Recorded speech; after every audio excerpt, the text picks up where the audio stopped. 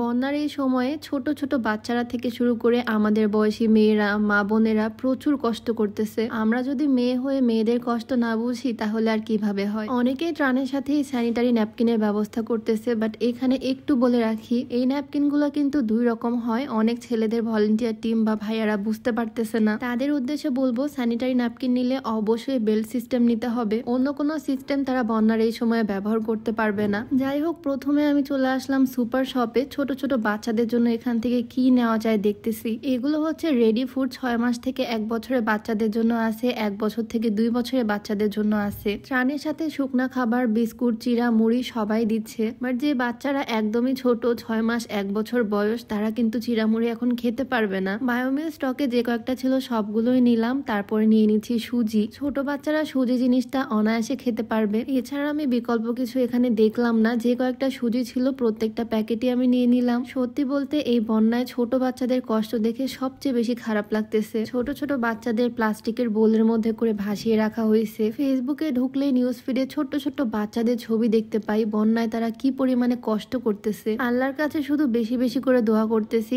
এই সময়টা যাতে খুবই তাড়াতাড়ি আমরা পার করতে পারি। দেশের মানুষের এই কষ্ট চোখে দেখা যাচ্ছে না। ছোট ছোট বাচ্চা থেকে শুরু করে মেয়েরা, বয়স্ক মানুষ সবাই বিপদে। আমি এখান থেকে যেটুকু পারলাম দুধ, চিনি, সুজি, বায়োমিল এই জিনিসগুলো নিলাম বাচ্চাদের জন্য। নিজের সামর্থ্যে যেটুকু হচ্ছে সেইটুকু দিয়ে হেল্প করার চেষ্টা করতেছি। এই বায়োমিল আর স্টকে ছিল না, আমি অনেকবার জিজ্ঞেস করলাম, বাট এগুলো ওরা দিতে পারবে না। যে কয়েকটা ছিল সবগুলোই নিছি। নিজের থেকে যেটুকু পারতেছি চেষ্টা করতেছি। আর সবার কাছে অনুরোধ থাকবে, যে যার নিজ নিজ জায়গা থেকে বন্যার্তদের পাশে এসে দাঁড়াও, যেটুকু পারো হেল্প করো তাদের। কারণ দেশের এই দুর্যোগ, এই পরিস্থিতি আমাদের সবাইকে একসাথে মোকাবেলা করতে হবে। জামা কাপড় দিয়ে সাহায্য করতে পারো, খাবার দাবার দিতে পারো, বিভিন্ন ট্রাস্টেড ফাউন্ডেশনে চাইলে ডোনেট করতে পারো। আসুন্না ফাউন্ডেশনে ডেইলি কোটি কোটি টাকা জমা হচ্ছে মানুষের ভালোবাসায়। তাদের ফাউন্ডেশনে চাইলে ডোনেট করো। আর যদি সামর্থ্য না থাকে, একটা কথাই বলার, বেশি বেশি করে দোয়া করো তাদের জন্য। ছোট বাচ্চাদের জন্য খাবার দাবার সবকিছু আমি এই বক্সের মধ্যে নিয়ে নিছি। আর তারপর চলে আসলাম ফার্মেসিতে। এই পরিস্থিতিতে মা বোনদের প্রয়োজনীয় একটা জিনিস হচ্ছে এই স্যানিটারি ন্যাপকিন। ভিডিওর শুরুতেই কিন্তু আমি বিষয়টা ক্লিয়ার করে দিছি, এই ন্যাপকিন গুলো 2 রকমের হয়। এই যে আমার হাতে কিন্তু 2টাই আছে। না বুঝে এই জিনিসগুলো নেওয়া যাবে না। বেল্ট সিস্টেমের যে প্যাডগুলো হয় সেগুলো নিতে হবে।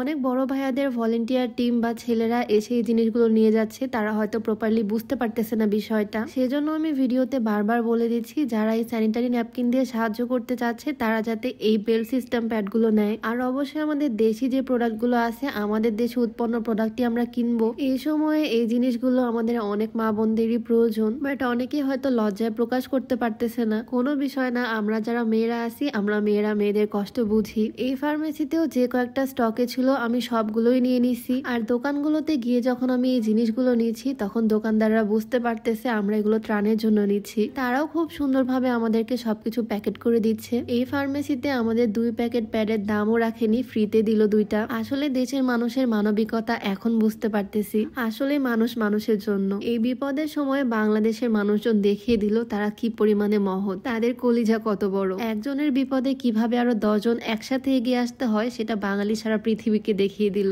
আসলে আমাদের নিজেদের দেখে, আমাদের নিজেদের দেশের মানুষদের দেখে আমরা নিজেরাই গর্ববোধ করতেছি। যাই হোক, আমি কার্টুন 2টা নিয়ে চলে আসলাম। আর আমার দেবর আমাকে হেল্প করতেছে এই জিনিসগুলো ভিতরে নিয়ে যাওয়ার জন্য। আমাদের নাটোরের ভলেন্টিয়ার টিম সবকিছু অ্যারেঞ্জ করছে। এখানে হাজার হাজার প্যাকেট ত্রাণের ব্যবস্থা করছে তারা। এখান থেকে প্রায় 5 ট্রাকের মতো ত্রাণ যাবে। শুধু চিড়া, মুড়ি, পানি, শুকনা খাবার না, মেডিকেল দ্রব্য যাচ্ছে, ওষুধ থেকে শুরু করে স্যানিটারি ন্যাপকিন সবকিছু। বিনা স্বার্থে এই ভলেন্টিয়ার টিমগুলো দিন রাত পরিশ্রম করে যাচ্ছে মানুষের উপকারের কথা চিন্তা করে। এখান থেকে অলরেডি 1 ট্রাক ত্রাণ চলে গেছে, আর এই ট্রাকটাও একটু পরেই যাবে। এই বড় গোডাউনের ভিতরে দেখলে বুঝবা তারা এত পরিমাণে অ্যারেঞ্জমেন্ট করে ফেলছে। সবাই মিলে একসাথে তারা দিন রাত কাজ করতেছে। আজকের মধ্যেই এই জিনিসগুলো এই ট্রাকে করে চলে যাবে। সবার এই ঐক্যবদ্ধতা দেখে আসলে অনেক ভাল লাগতেছে। সবাই আল্লাহর কাছে বেশি বেশি করে দোয়া করো যাতে দেশের এই দুর্যোগের সময়টা আমরা খুব তাড়াতাড়ি কাটিয়ে উঠতে পারি। যে যার জায়গা থেকে এগিয়ে আসো, নিজের পজিশন থেকে যেটুকু করা যায় করো। ইনশাল্লাহ খুব তাড়াতাড়ি আমাদের সোনার বাংলাদেশ